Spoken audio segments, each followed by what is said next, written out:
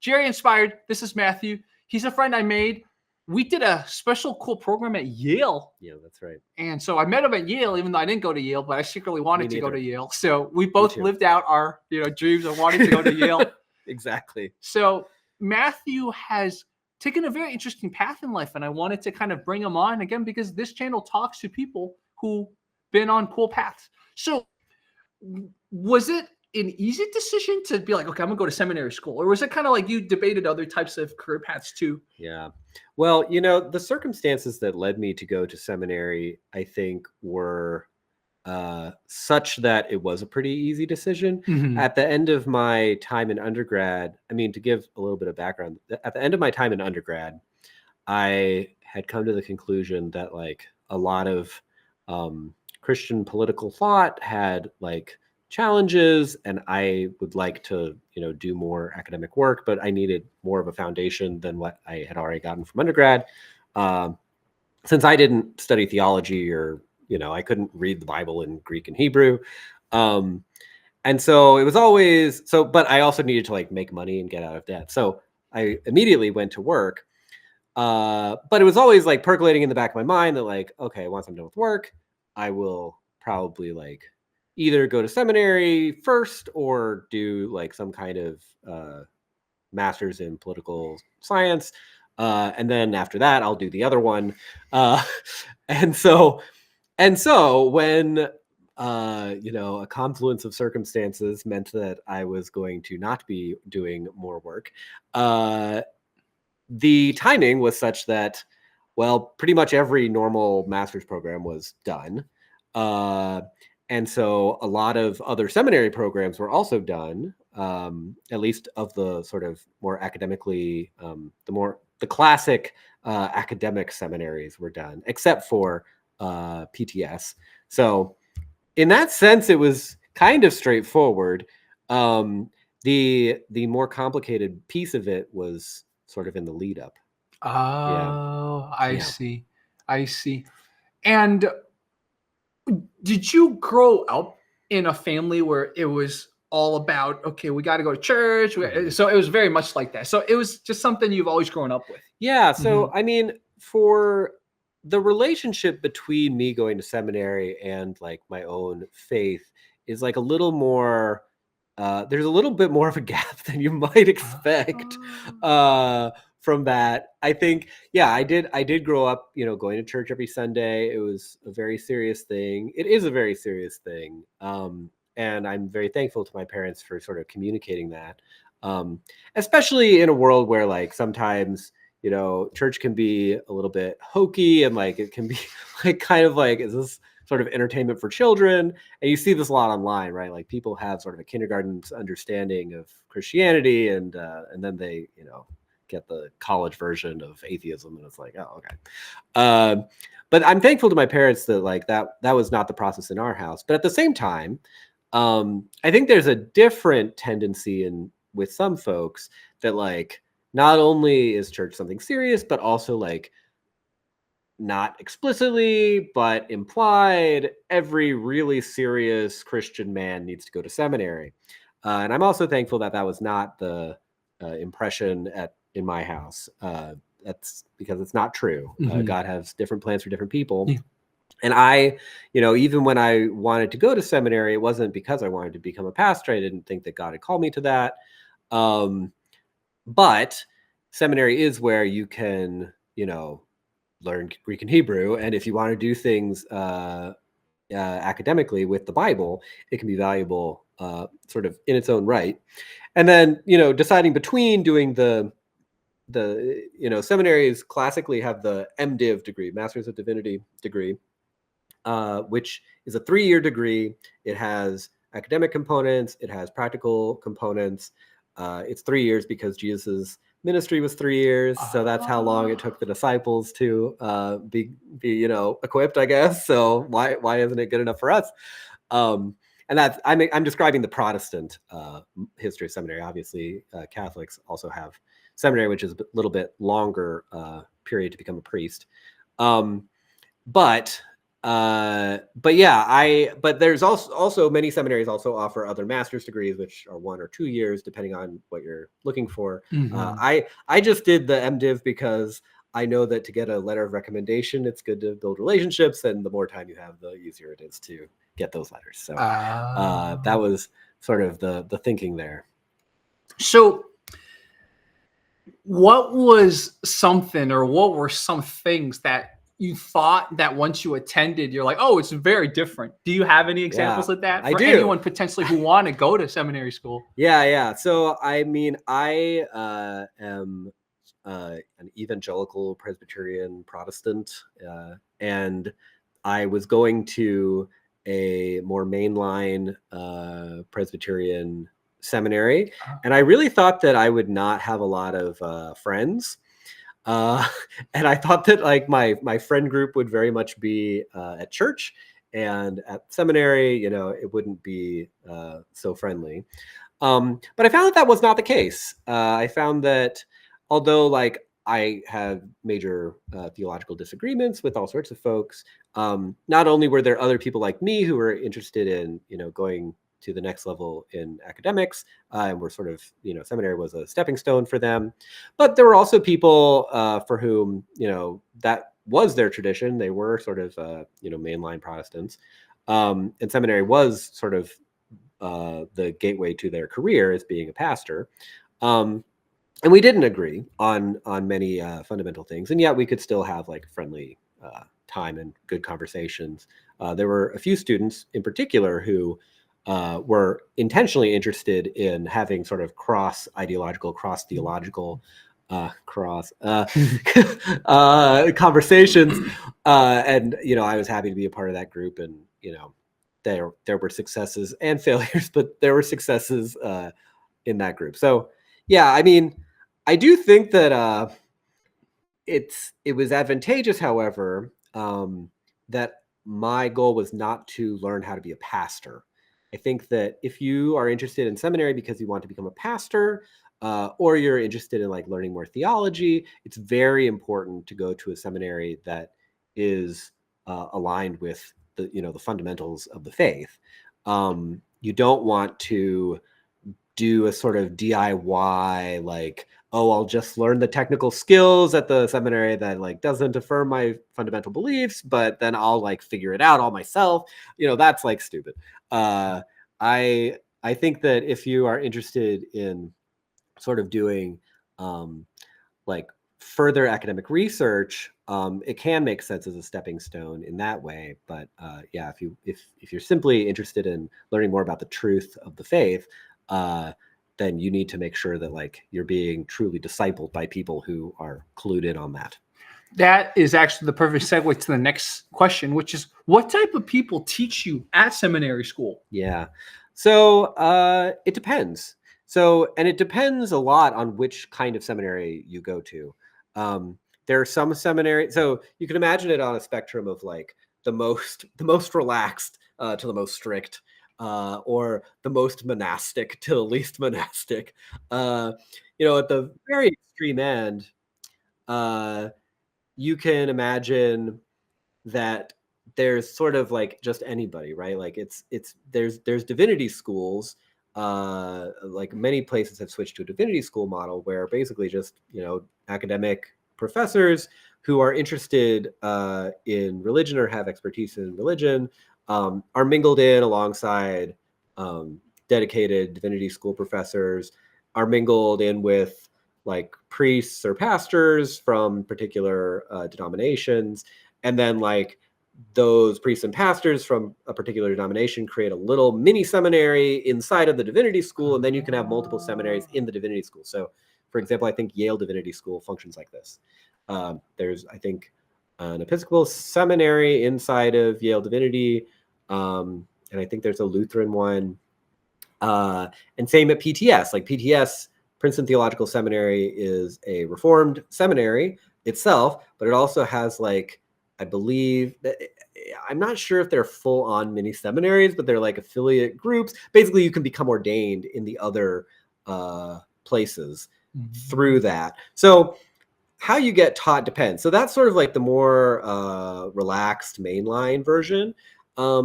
Evangelical seminaries are a little bit different. They also can have dedicated faculty, dedicated academic faculty, but they often also have evangelical pastors. Oftentimes, the dedicated faculty have to sign somewhat strict statements of faith, such as affirming the Chicago Statement on Inerrancy or other sort of evangelical doctrinal things. Now, Princeton Theological Seminary does have some doctrinal requirements. You have to be a Trinitarian, to keep out the Mormons. And there are a few other things. I don't know what the requirements are at Yale Divinity School, but my expectation is that they're even more relaxed. But even that sort of evangelical universe is still borrows a lot of this, or shares the same elements. Not, it would be sort of anachronistic, I think, to say borrows, but it shares some of the same elements with the mainline. I think that there's like an even more strict model that you see in some places. I think the Lutheran Church Missouri Synod has something like this, where they're still dedicated faculty, of course, but the life of the church is a little bit more strictly integrated. There's more liturgical requirements. So you're not only being formed by professors, but you're also being formed by, the chapel requirements and the 1-year parish service requirement. And, you can see similar requirements at evangelical seminaries, but it's going to be a little bit less structured there and a little bit more structured in the sort of like confessional Orthodox space. And then, of course, the most extreme, you can have basically churches that start their own seminaries. So the church that my parents go to, Chapelgate Presbyterian Church, has a seminary. And there are dedicated faculty, but also some of the pastors of the church and are dedicated faculty. And now Chapelgate, I think, is like kind of a relaxed evangelical Presbyterian church, but you can also imagine that there's like very strict versions of this where functionally the seminary is just like your pastor, and there are some churches that function as seminaries, right, where the whole MO and teaching philosophy is teaching people about the Hebrew and Greek and church history and whatever. And like, in my opinion, like that's sort of a misunderstanding of how liturgy should work, but that's a whole nother conversation. And a good segue question too is, how many seminary schools are there, if you had to guess, in America? Let's narrow it down just to America. I honestly have no idea. So it's probably a lot. It's a lot. I mean, I think the thing is, it's very it really is one of those things where it depends on what your particular religious location is and what your goal is, right? Your location and your vocation, if we wanted to be corny about it. Like if you are, for example, if you are in the LCMS, if you're in the Lutheran Church Missouri Synod, and you want to be a pastor in the LCMS, or you want to be an academic in the LCMS, you are probably going to, like 99 times out of 100, you're going to go to one of the 2 LCMS seminaries, and you're going to, get your degree there, and then maybe even get your Ph.D. there, depending on, what your goal is. And like, those are the 2, like that's your sort of universe of seminaries. Now, there are exceptions where, people go and do their own thing and then come back, but you still have to come back underneath the watchful eye of one of those seminaries, probably. But like, if you're not LCMS, probably never encounter those places, right? Or if you're not friends with someone, I have a friend who's in it. But like, if I didn't, I would never know about those places. And even if I did know, I would never attend, because it's just like very specifically that tradition. There are other seminaries that are broader, right? Like Trinity Evangelical Divinity School, or TEDS, is like a broad evangelical seminary, or divinity school, I guess, technically, that brings in a lot of different kinds of denominations. Lots of non-denom pastors go there. And that's true for things like, Reformed Theological Seminary, brings in a lot of different kinds of folks, a lot of Reformed people, a lot of Reformed Baptists, a lot of Presbyterians, but also just like non-denom pastors and that kind of thing. So it's kind of hard to. So I think that's what makes it kind of strange, because it's a little bit different from colleges, right? Similarly, with like the like classic. I mean, now everything's screwed up, but like 15 years ago, the official list of the places you can go to try to go the next step to do a PhD are like Yale Divinity School, Duke Divinity School, and Princeton Theological Seminary, right? Like those were the three places that were still like interesting in any sort, right? You had like Harvard and Union, which were like somewhat academically well respected, but also like kind of so politically captured that they were ended up being quite narrow. I think that's a little bit less true with actually both of them. I think certainly with Harvard, I think that's less true. I think it is a more interesting place intellectually. But yeah, so I think that it's one of those things where but then there's also just a billion seminaries, right? Like those are all the ones that are like, oh, the official, denominational seminary, and then the other one. And then here's like the cream of the crop of the sort of academic-y ones. And then, here's the famous ones. But then there's also just like a billion things. And then, as I was saying, it's sort of like fuzzy with sort of how you think about church, right? Like some denominations just have a very, very low view where it's just not a low view like bad, but just as in a very unstructured view where the person who should be in charge, like their idea of how do we figure out how we should run church? Well, just like the best Christian should be in charge of church. So like, and the goal is just to make better disciples of everyone, right? And so then that's like how the church spreads, right? I think that's sort of, I mean, these are all like toy models of the lowest possible thing, but I think that is like a very common view. And in that case, you don't formally need anything. You don't need any seminary. And yet the church service or the church leadership structure is going to like end up trying to approximate seminary if they're interested in people like being able to understand the Bible, because without that, you're going to get in conversations with other denominations, but also people who don't believe. And it's going to be embarrassing because you're not going to know any Greek, you're not going to know any Hebrew, you're not going to know anything about church history, right? The first Eastern Orthodox person who says like, but what about the fathers? You'll be like, what fathers?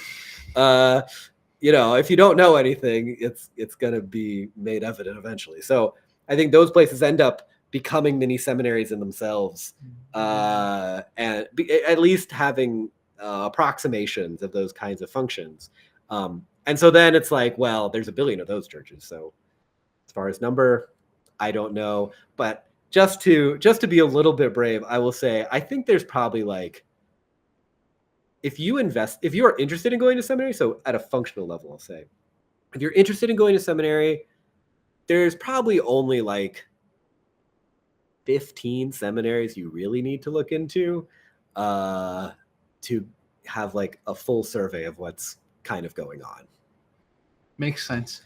So what's the plan for you now? What's the journey like for you now? Yeah. So I ended up doing the seminary thing, and then I ended up doing the master's in political science. And now I am a PhD student in political theory.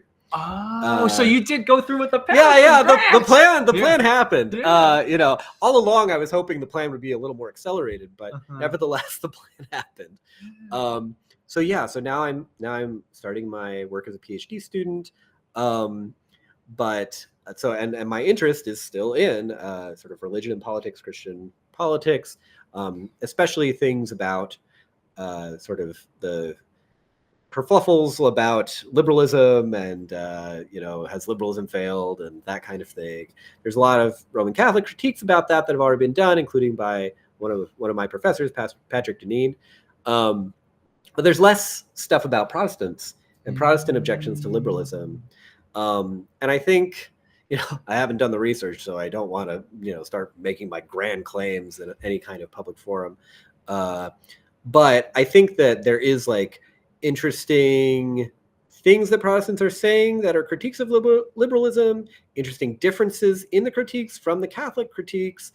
And then there's third element, which is the thing that I'm most interested in, which is this irony of Protestant critiques of liberalism, because, and I think that like many people have this intuitive sense, whether or not you believe this is like actually how it works, you at least have the sense that there is a narrative out there among somewhat conservative Protestants that like, oh, Protestants, we invented liberalism, right?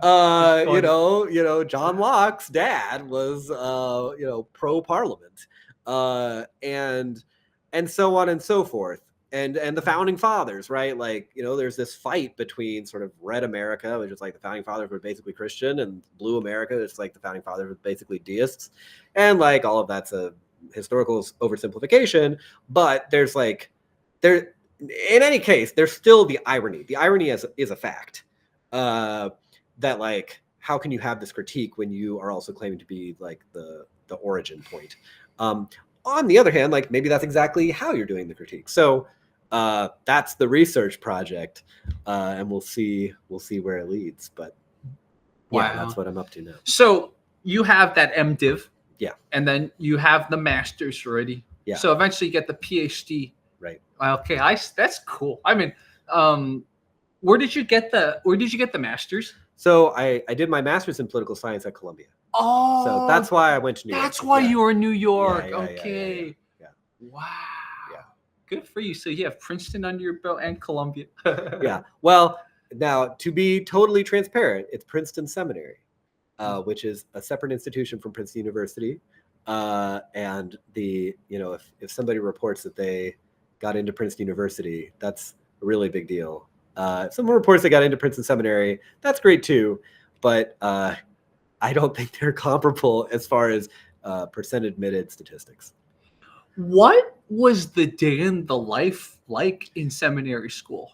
Yeah. So a day in the life in seminary, I think this is where the tradition is going to depend a lot. Oh, okay. So like, and also, I mean, you as an individual. So like, because I'm not mainline Protestant, I'm evangelical. I literally never went to chapel at PTS. But I think that nevertheless, the day in the life looks like you wake up late, having stayed up late. You go to class. You're gonna have like 1 to 2 classes a day. It's in that sense, it's similar to college. The difference is a lot of the classes are like more like 1 3-hour class a week, or 2 1.5-hour classes. Excuse me. In college, I feel like there was a lot more like 1 hour, 3 times a week classes and that kind of stuff. We have that for like Greek and Hebrew, but it's much more like longer classes, a little bit more like grad school. But then you have lunch, and in the sort of communal dining hall. I mean, basically everyone just goes to communal dining hall. I'm describing pre-COVID, so who knows? But we eat in the communal dining hall. Usually people would sort by ideology to some degree, because you can only tolerate so much difference at one time, and then you'd go back to class, or you'd be done and go to the library and do work. And you come back for dinner, and then you'd go work in the library again. I mean, they had a gym on campus, so that was good. But a lot of it was,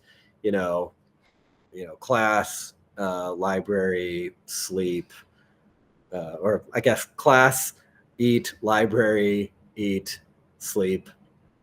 I don't know. Yeah, exactly. I'm losing it. But basically, those are the only places. I mean, at PTS in particular, you're allowed. There is a relationship with the university, so you can go to the university library, and so people would do that. I mean, I had like a Bible study once a week that I did. Obviously, there's church on Sunday, but yeah, I don't know. The day in the life was somewhat similar to college. We had parties as well, but like less, or I guess fewer, because it's countable. We had fewer parties, and a lot more studying. I think there was also like more pressure, I think, because especially at PTS, a lot of folks were interested in doing academic work. But if you don't get A's, like it's unlikely that you will proceed. Wow. And so people were really like some people, there's a spectrum of people. Some people like didn't care, didn't whatever. Some people like didn't really realize that. And so it was always like, well, I'm glad you're bringing the average down. But then some people like were aware, but also like, I mean, obviously you always want to put yourself in the middle, right? Like some people are aware, but understand that there's more to life than grades. And then some people were all about the grades. And yeah, so I think that was another layer on the dynamic of, you have people with different ideologies, but you also have people with different temperaments and different goals. And so there was a little bit more pressure than in college. Yeah, that makes a lot of sense. So, and this might be too broad a question, but I'll ask anyways. What is currently a common misunderstanding in the general American zeitgeist, the general American public consciousness about Christianity? Yeah. Well, I think there are a lot of these, and to some degree, I mean, it's obviously somewhat normal people's fault, but it's also not, because it is a little bit complicated. I think the biggest, it's a big question, so I'm going to give a big general answer, and then you can push back for more details, I guess. But I guess the biggest thing to me that has been striking me recently is, I think people, I mean, it kind of comes back to the first thing I said, right? Like people often have like a kindergarten level of understanding, like intellectual understanding of Christianity. And when you compare that to like the more developed, like if you take an undergrad philosophy class, you're going to come away, among other things, hopefully, but you're going to come away with like a college educated understanding of sort of a atheistic, agnostic approach to viewing the world. And when you compare that to like the happy clappy 3 years of Sunday school your parents forced you to go to when you were a kid, it's going to be like, oh, obviously this is right? Like this is true. And this was fun. And like some people seem to just choose the fun, happy thing, but I'm serious. I'm going to choose the true, if you're a certain kind of person, right? I'm going to choose the true, difficult, sad thing. And whatever. And what really happens is people leave college and then they get a job and they don't think about ideas ever again. And they just sort of coast until there's some kind of crisis in their life. Yep. But Yep. I think that that's maybe the biggest disconnect. And maybe that's not really the answer to your question, but it's the source of many misconceptions, is that people think that they have two models, and they really have like one model, their own model, and then like sort of a stick figure line drawing of especially their parents, right? Especially if their parents were religious, but they're not. Oftentimes your parents might not know as much as a philosophy professor about their most fundamental beliefs. So I guess my thought is folks should like try to find someone that's on the same level to compare. You don't have to just close your eyes and believe things, but you at least have to like investigate the weirdness of the world we live in. Like, why are all these churches here? Why are all the people who are before like 1800 talking about Christianity intermixed with like the most cutting edge scientific and philosophical stuff? Like, it's not because they were idiots. I mean, they're the ones who built the things that allow us to exist here, right? So yeah, that's kind of a long answer to that. I love what you said. I mean, one of the things I realized, because he's the person I turn to if I have questions, especially if some preacher to a church I go to said something, I'm like, let me get a second opinion. That's what I mean. Like, you got to seek out people. If you have a question, right, maybe go to your local church, or even better, find someone like Matthew who went to seminary school or really studied religion, and ask them. Because again, if you don't do that, you're either relying on your understanding, and it's usually an unfortunate straw man understanding of religion, or it's your local pastor who may or may not have that academic vigor and credential. Yeah. But I think that is an advantage. I mean, at a structural level, that is an advantage of the church, that if your pastor, I mean, obviously everyone has problems, so some pastors might just be like, no, I have all the answers. But some won't be, and they won't be able to answer your question, but they will know who you could ask. So like if you really don't know, I mean, you can ask ChatGPT, you can go on Reddit, but like I think it is valuable to, if you have a friend that you know is like serious about their faith, but also like isn't an idiot, like you could ask that person if they have academic training. That's even better. But if you don't have any of that, I think you can ask a pastor to find out who you should read or who you should talk to, because especially if your pastor did go to seminary, he might not have been super great at seminary, but he was certainly required to buy a bunch of books. And so there's usually a path from your pastor to the answer that's like somewhat available. So yeah, that's a little addendum. Dude, I love this. I might insert an ad break right here. Also, guys, that might be my ad break outside. The package came, so I'm going to get the package so it doesn't die in the sun. Sounds good. I guess we can open this together. Okay. We can Sounds open good. this together. This spontaneous little. Let's see. Hey, Humble Company, if we put this in this little section, please sponsor more and sponsor him too. You know, sponsor me too. He's a married man, so you could think about what to send him, like what oral care products to send to families, right? Because I'm a single guy. So yeah, let's just go. So not only is he on my channel for the first time, he gets to do an unboxing video with me for the first time. What a blessing. Yeah, what a blessing, exactly. Thank you, Matthew, again. Yeah. Thank you for being chill. Yeah, for sure. So I forgot all the products we're getting, and you are more than welcome to keep some of these products. Ooh, okay. So we got floss toothpicks. Humble Company, again, thank you. Wow. These attach to your electric toothbrush, but they're bamboo. So, we got a few of these. Oh, wow. It's bamboo. Yeah, exactly.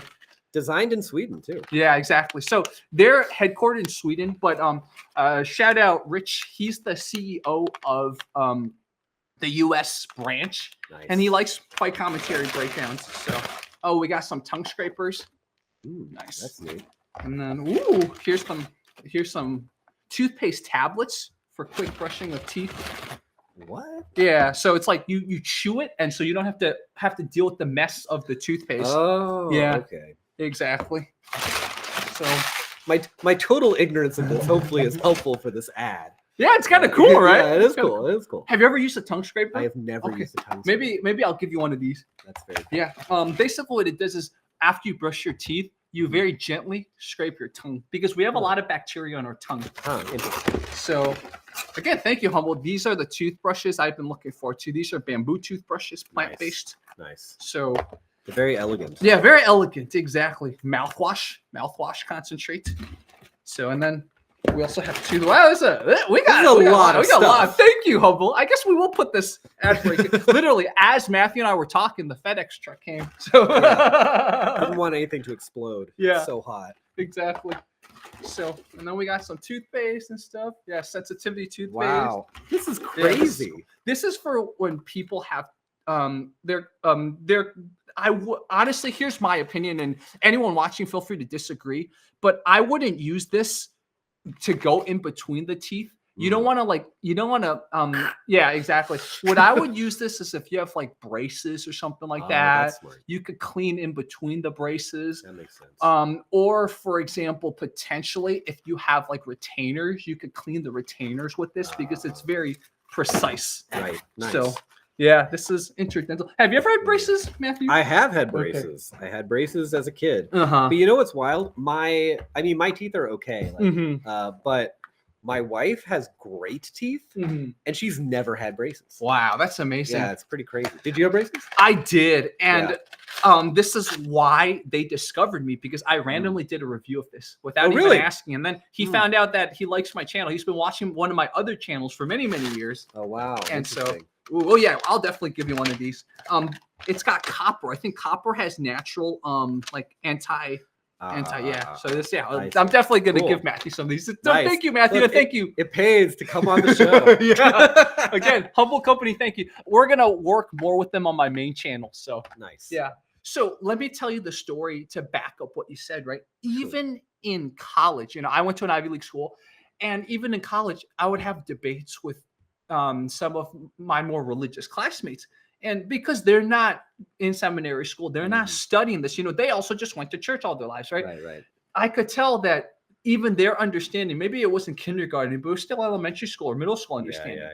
So like I remember, it's so funny. I feel bad now, but back in the day, I had this debate with. It wasn't even a debate. It was more like I was sitting with them, and then they pulled me into a debate that I wasn't intending on having about religion. Oh, boy. I think as Christians, I'm a Christian too. As Christians, we got to be careful doing that. Like we don't want to just start being that stereotypical, like, oh, he's just proselytizing for no reason, right? But he pulled me into it. Back then, I wasn't a Christian.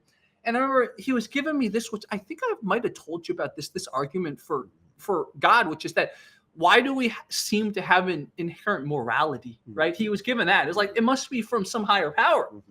And back then I saw a flaw in the argument, which is if you've grown a sheltered life, of course you think everyone has the same morality as you. But we know of many different types of cultures around the world. So, some cultures eat each other. Some cultures will eat animals that we hold sacred, right? Yeah. So like you can't use that argument on someone like me who's gone around different countries, gone around different cultures. I've seen different types of morality. Right.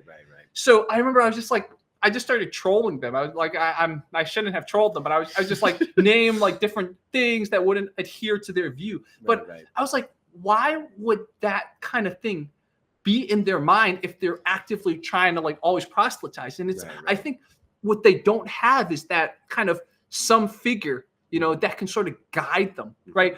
All their lives, they were Catholic, so they probably had their church, but that's it. Like they didn't have someone academic to be like, okay, let's look into this, but not just look into this from a faith angle, look into this from an academic angle. Right. Yeah, I think it's especially interesting with Roman Catholicism because the Catholics, right, have like this plan, right? Like they have very intentional institutional structures for making it possible to find answers. Now there are layers and diversions, right? Like this guy might have to ask his priest. His priest went to like 5 years of school, so he should know, but he might not know.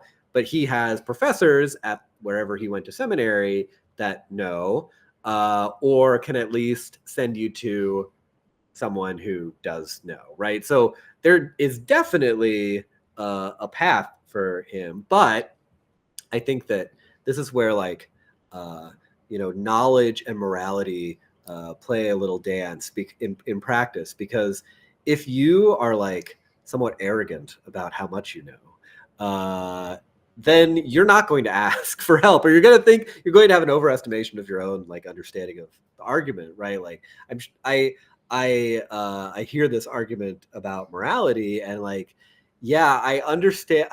This sounds like a corruption and oversimplification of a different argument, which is something like, you can't have moral norms that bind across cultures if you don't have some reference point beyond cultures.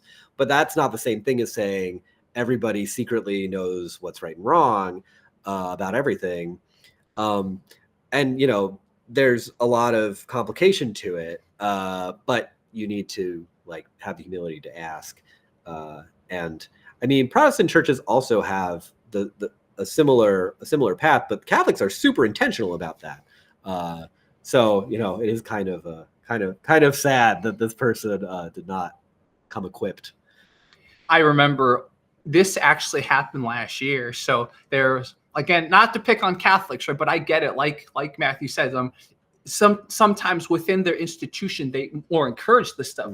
But I had a friend who was studying quantum computing, so like the hyper rational type, and he was at a coffee shop, and I just immediately knew this was a Catholic guy trying to proselytize him. And it was the same exact thing. Like the guy wouldn't stop talking. Like I went there to check if my friend's okay, trying to get to know him. I was like, dude, I'm a Christian too. And the guy almost like felt threatened by me. It's like, no, it's my turn to proselytize. Oh, yeah. And like the really sad part was he was trying to make an entry to step into my friend's kind of world and try to proselytize to him, but he was doing it all wrong because my friend was new to town, trying to meet people. And so he was almost like trying to start the talk with him about like how to meet girls and stuff like that. It was just so It's like, so, Yeah. and of course my friend wasn't convinced because, you know, my friend's a hyper-rational quantum computer guy. Right. So it's like how you do it, right, is very important. And part of it, I like that word arrogance. And I don't know if in that case it is arrogance or it's another word that I don't know how to describe. It's like, obviously people with faith, we know at the end of the day, there is potentially an answer, right? Or in our case, it's not potentially, it is the answer. Right. But that sometimes can, in another flip of the coin, mean that they don't see obvious things that could come off wrong. Yeah. Well, I think that there is something there that, like, when you know, I think it's like in math, kind of like if you already know the answer, that doesn't mean you know all the steps to get to the answer, right? Like when we say 1 plus, I mean, I didn't major in math, so I don't actually know how to explain this. But, you know, when we say 1 + 1 = 2, that's true. Totally true. However, and like, you know, little kids know that. But little kids don't know what 1 is, right? They don't know what addition is in any like profound way. Whereas, like, you know, one of the things that you learn near the end of your math degree in undergrad is like, okay, let's go back and like think about the nature of addition. Like, how can we establish that one can plus it all? Right. And, you know, that doesn't make 1 + 1 not equal 2, but it does mean that, like, you have to like get familiar with other steps. Now, I think that the case of, you know, evangelization is even more complex because it's not just about like understanding more. Like, I think in this, to take the analogy strictly, is to understand more about theology, right? Like, we know that ultimately God is the, you know, ground of our salvation and promiser of eternal life and all that kind of thing. And that's like pretty simple. God is love, that kind of thing. But then there's there's many layers of complication and, you know, depth, not things that take away from that, but things that enrich and explain and fill out that. But I think the other piece, which I think maybe is more what you're talking about, is there's more to evangelism than simply the truth. There's also the context. There's also like, okay, what's the frame of reference that this other person has, right? Like, does this person know anything about Christianity? Does this person like have certain expectations about Christianity that it's like, you know, gimmicky, right? If you know that about a person, then you might want to like be intentional about not being gimmicky. But on the other hand, I mean, I think there's a whole bunch of criticisms along those lines of like, you need to actually care about the other person in order to have the care that somebody wants in order to hear the message that you have, if that makes sense. On the other hand, I will say sometimes there's a tendency on the other side of it, which is like, well, I'm not equipped, I don't know, blah, blah, blah, so I'm not going to like say anything. And in that sense, I do think that like sharing your faith is very important. And it's something that like I am not very practiced at doing. But like, it is a temptation, I think, is in contemporary evangelicalism, at least up until quite recently, in like mainstream evangelicalism, is things sort of polarized out. You had people who were all about just like sort of, you know, yelling at people and telling them, you know, believe, and if they had objections, they just weren't believing enough or whatever. And then you had like the bulk of everyone else that was like, oh, you know, I'm evangelizing by being nice, and I'm never ever going to tell anyone about Jesus explicitly unless they're begging me to. You know, the fake Francis of Assisi quote, you know, share the gospel at all times when necessary, use words. And that just is the same thing as not evangelizing at all. So I think that like, but I think that those are two sides of the same coin of like the world not hearing the gospel, right? Because you aren't actually communicating it if you're communicating it in such a like you know, obscure way. That so much roundabout that they're stuck in the roundabout. Right. Yeah. Exactly. That's it's something I've thought about a lot, because obviously I had a lot of stereotypes about Christianity, and it almost feels like kind of like sometimes on YouTube, you'll get these videos like, oh, the top 10 things you didn't know, or the top 10 misunderstandings. And it'll be about like, oh, a movie or something. Like, I think that could be a good way for people to actually spread some of this biblical knowledge is, hey, instead of trying to, start by talking or assuming they don't know, how about just think about what their misconceptions are and just sort of in a humorous or just a fun way address some of them. Yeah. I think that's a way.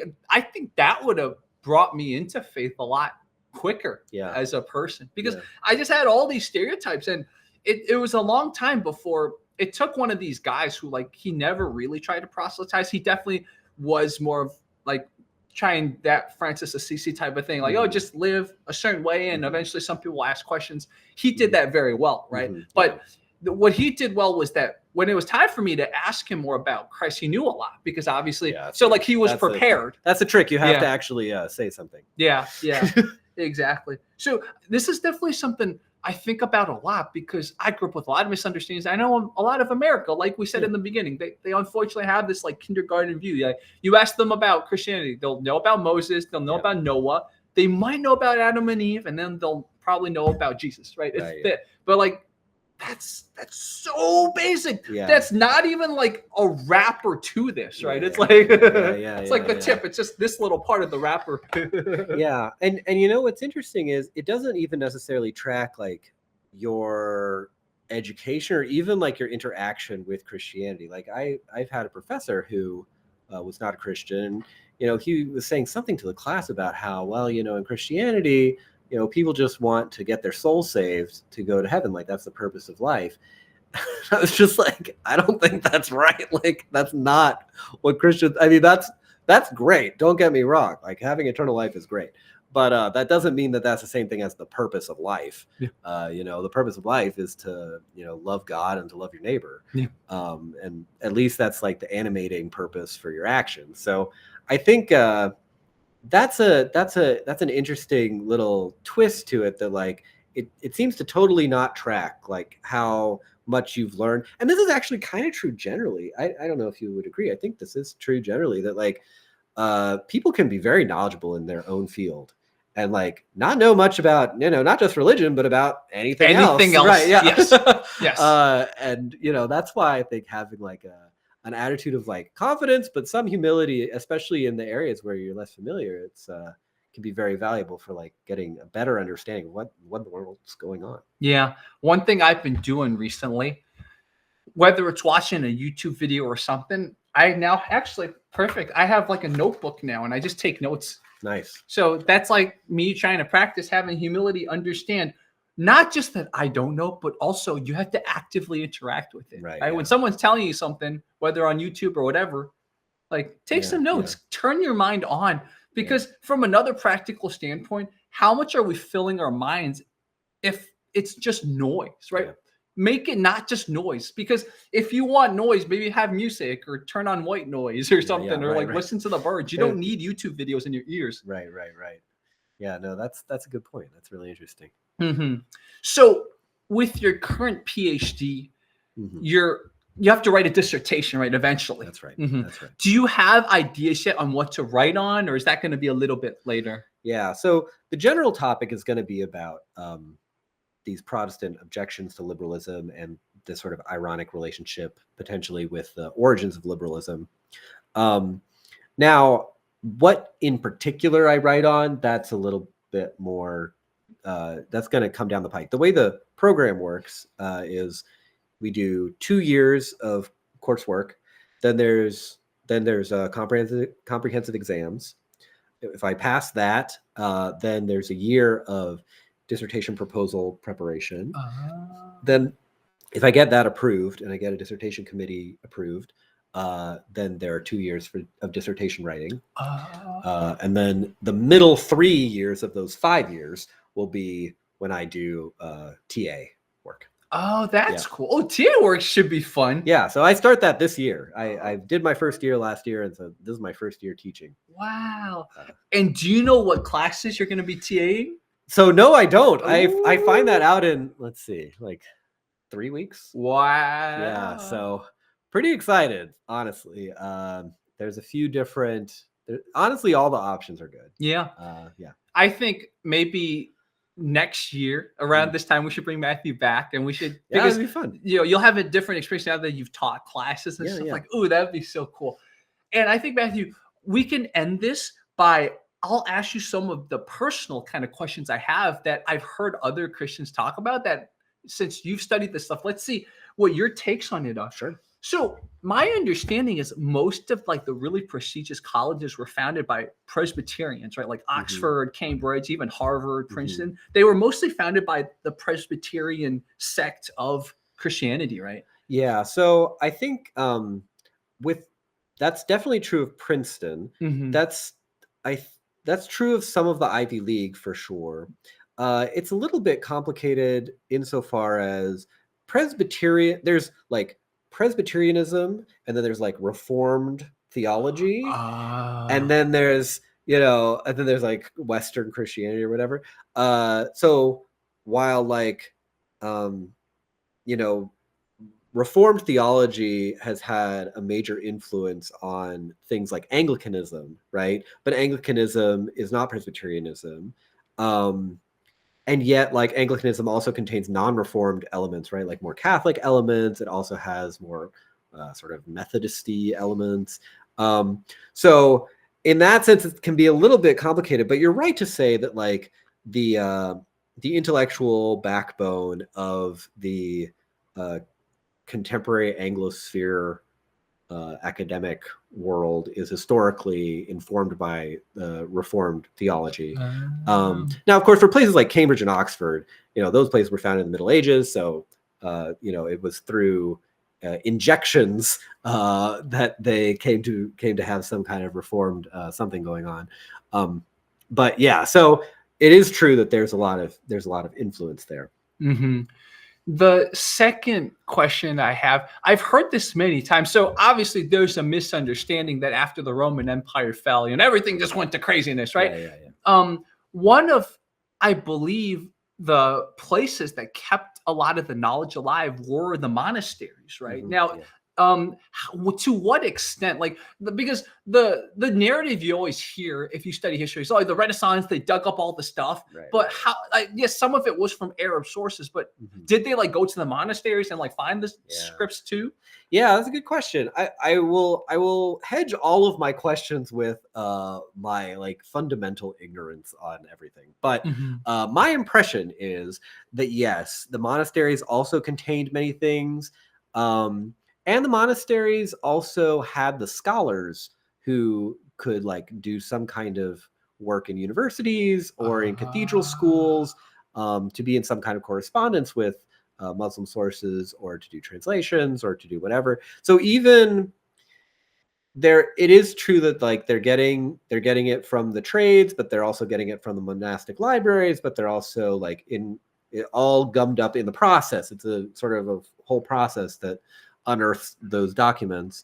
I would also make this one point, which is that although like the term the Dark Ages is like somewhat pejorative, I think that there is a somewhat legitimate use for it insofar as there is a fall off in the number of historical documents we have after the fall of the Roman Empire that create a Dark Ages in an academic sense of like, we don't know a lot about what happened in the few hundred years right after the fall of the Roman Empire. That doesn't mean everything went to hell. It just means that we don't know. So yeah, that makes a lot of sense, because, and this goes more to the educators when we were in middle school and high school who probably misinterpret the term Dark Ages. They're like, Rome was a light bulb and the light bulb got shut. That's not exactly what it means. From what I just learned from Matthew, it's more like dark as in, okay, there just wasn't as much archival stuff to study from. Yeah. Now I think that the sort of negative propagandistic narrative was intentionally crafted as well in the Enlightenment period as part of sort of the desire to create a different story about history from the Christian one, or from the classical Christian one. And I think that it has been picked up in a lot of academic sources. I think in the last 20 years, academics, maybe even more than 20 years, but in the last maybe 40 years, academics have become like much more skeptical of that narrative. And that I think is some of the shift from sort of modernism to postmodernism. You start to question like, oh, the Enlightenment was just this like, everything was getting better, and like, it basically goes Rome, bad Dark Ages, medieval, whatever, then Renaissance, happy times, then Reformation, it's a mixed bag, and then finally we've arrived to us, right? And then just the Enlightenment forever after. I think postmodernism sort of disrupted that narrative and began to put question marks around all of that. And so it's less of a problem now, I think. I mean, there's obviously different problems now. But yes, it certainly was a dominant thing, and you still see strains of that even now. Yeah. One of the things that got me to, it was probably the first time I really reached out to Matthew for some knowledge and advice, was, you remember that email I sent you where I went to like they technically were like an Episcopal church or Anglican church, but they were very, very trying to just like randomly reinterpret the Bible, right? And it brought out more of the general question. Is like, people love to say, oh, the Anglican, the Episcopalian church is Catholic but light, or Catholic but less guilt. How true is that? Yeah. Well, I think that the whole Catholic guilt thing, I wonder about this a little bit. I mean, I'm wondering a lot about how the denominations, which like formally represent these different theological interpretive strategies, also like just correspond to national cultures, right? Yeah. Like how much of Catholic guilt is really just being Irish, in America at least. Because you see, Catholic Spaniards don't seem to have as much, racked with guilt as others. But nothing against anybody. But so I wonder about that. But I will say this: that like this is one of the things that's a little bit difficult about interpreting the place of the mainline church, because the mainline church plays like a slightly different game than some of the other churches. And so it's hard to compare it insofar as they are like trying to, make use of Christian liturgy with like an understanding of the modern world that is heavily informed by secular sources, I would say. And so like that is a way in which certainly things like Episcopalianism can be thought of as, Catholicism light. It's light insofar as it doesn't have as many, like hard claims that Roman Catholicism has. But I also think it's a little bit like self-flattery, because that's not just true of Catholicism. That's true of like most Christianity. Most Christian denominations make hard claims, right? Things like Jesus didn't just die; he rose from the dead. Well, that's a pretty tough claim. If you're an Episcopalian, most normal Episcopalians do believe that too. But in the seminaries, it's a little fuzzy, right? And like the idea that could be fuzzy is very wild. Wow. To I think most Christians, and I think that's what most people object to. Now, I think that's where we have to start to draw a distinction between, okay, so is it the Anglican nature of the Episcopal Church that made it fuzzy, or is it the mainline nature of the Episcopal Church that makes it fuzzy? Because there's also the ACNA, the Anglican Church in North America. It's also Anglican, but they do make hard claims, right? They now there's not the guilt thing, but I think the guilt thing's a red herring. I think that's a sort of cultural misconception. I don't think it's essential to Catholicism, and I don't think it is super related to what the real difference is that people are trying to get at when they make that distinction. But yeah, I would say like the Anglican Church. I mean, I don't believe in bishops, and I think Presbyterianism is correct. But I respect the ACNA quite a lot, and I think that I don't think would describe themselves as Catholicism light. And I think, and I can stop talking about those, but there's another layer to the whole thing, which is there's like the sort of Anglo-Catholic movement within Anglicanism writ large, which is somewhat like more aspirational to some of the high church elements in Roman Catholicism. And so maybe what people are getting at is the thought of like, let's have more smells and bells, but like without the sort of doctrinal content, or at least like the somewhat difficult social practices, right? Like Catholicism, you have to go to confession, right? Well, you don't have to do that in Episcopalianism, or even like Anglo-Catholicism. I don't think that there's a big movement towards that. So that's another dimension to the debate. Yeah, as I understand it. Yeah. The final question I have for you is, when did, from my understanding, Catholics like to call non-Catholics departed brethren, right? Or so when did it become more of a norm? And if this isn't a norm, it's just my ignorance, let me know too. But when did it become more of a norm for, if you're a Christian but not a Catholic, you go to a Catholic church, now you can go up there, get a blessing, but you just can't take the bread and the wine because they believe in transubstantiation. Like, when did that? Because I remember I went to a Catholic church, and this is before I was a Christian, so like maybe I misremembered, but I think I remembered when I went to a Catholic church when I was in college, they didn't actively invite non-Catholics to come up here to receive a blessing while the Catholics got the bread and the wine. Right. So when did that become a norm? It's like, oh, even if you're not a Catholic, you can still come up here, get a blessing, just cross your arms. Right. Yeah, that's an interesting question. Well, certainly you have not been able to take communion in a Catholic church if you're not a Catholic from the time of the split. So that's quite a while. When did they start offering blessings? I don't know. I would guess that whatever the current ritual was probably established in the establishment of the new Mass as part of Vatican II. So that would be in the 1960s. Or 70s, depending on, I mean, I really don't know. This is just a good guess. Or maybe it's just a guess. I guess people might tell me that this is not right. But yeah, I would expect that whatever the formal structure is, that's when. But it's possible that before that, they might have had something like that too. I mean, especially in the United States, there's always been a motive for American Catholicism to have like somewhat friendly, or try to show like we're not scary, right? Like we're not trying to hand over your democracy to the Pope.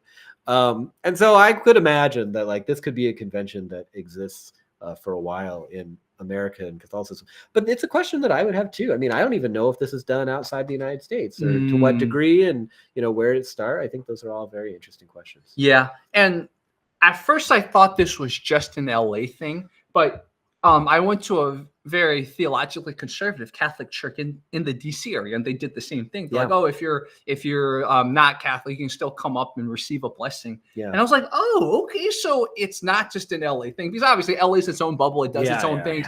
So it's like, okay, this might be more kind of convention now in the Catholic Church, because it's when we say high versus low, high just means like there's like a command structure, there's more like layers, right? So it must have come down probably from the high church to be like, okay, let's like try to be more accepting of other denominations. Yeah, I think that's probably right. I mean, I remember when I was a kid, I went to Mass at some point, and they offered that too. So I think that it's I think that it is a pretty widespread thing, which suggests to me that it probably did come. That's why I'm guessing it's from Vatican II, that it came from the very top. But if not, it could still have come from the American Archbishop or whatever.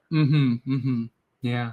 This is one of the things I hope you guys realize is he's studied this stuff for many years, right? But Matthew's not afraid to admit when, okay, I don't have all the information. And that's the key. I think as Christians, we all need to remember that in general. This is not even just a Christian thing in general. Don't be afraid to admit you don't know, and don't be afraid to look into it. Don't be afraid to not just look into it, but seek the right sources, right? Don't just trust something you see online, but like, okay, what are the experts saying? Who's the expert? Okay, let me consult the expert. I think this is just a journey. Again, obviously I'm a Christian, so I'm talking to them like a Christian, but anyone watching this channel, you can take something from this. It's like our knowledge is finite, right? And it's like we are built with this beautiful processing thing to gain more knowledge. So use it, especially when you feel like there's something lacking. Yeah, that's a great point. Yeah, and that's why this channel wants to talk to people in a variety of fields. So yeah, Matthew, this was so cool. Such a great conversation. I really look forward to what you learn more. And as you teach, I'm sure you will also have really cool questions from your students and stuff like that. Yeah. No, I'm looking forward to it too. Thanks so much. And if the next conversation doesn't happen in person, we'll do it kind of the regular way of, virtual. Yeah. Sounds good. Yeah. Sounds good. Guys, so this is Matthew. Do you have a website right now or not quite yet? Nah. Okay. So one day, if he has his own blog or, he publishes a book or something, or he's teaching somewhere and there's a website, we'll link. Thank you. Appreciate it. Wow, this is so cool. Guys, leave your questions for Matthew. So if I bring him back, we can answer. It can be about anything, but, since he's got a specialty in religious studies in Christianity, ask him questions about Christianity. Yeah, thanks. And I will guarantee you will realize that, one, there's a lot to learn, but two, unfortunately, there's a lot of places in America that just don't always pass you the right thing. And that's why you always have to check. You always have to check. Yeah.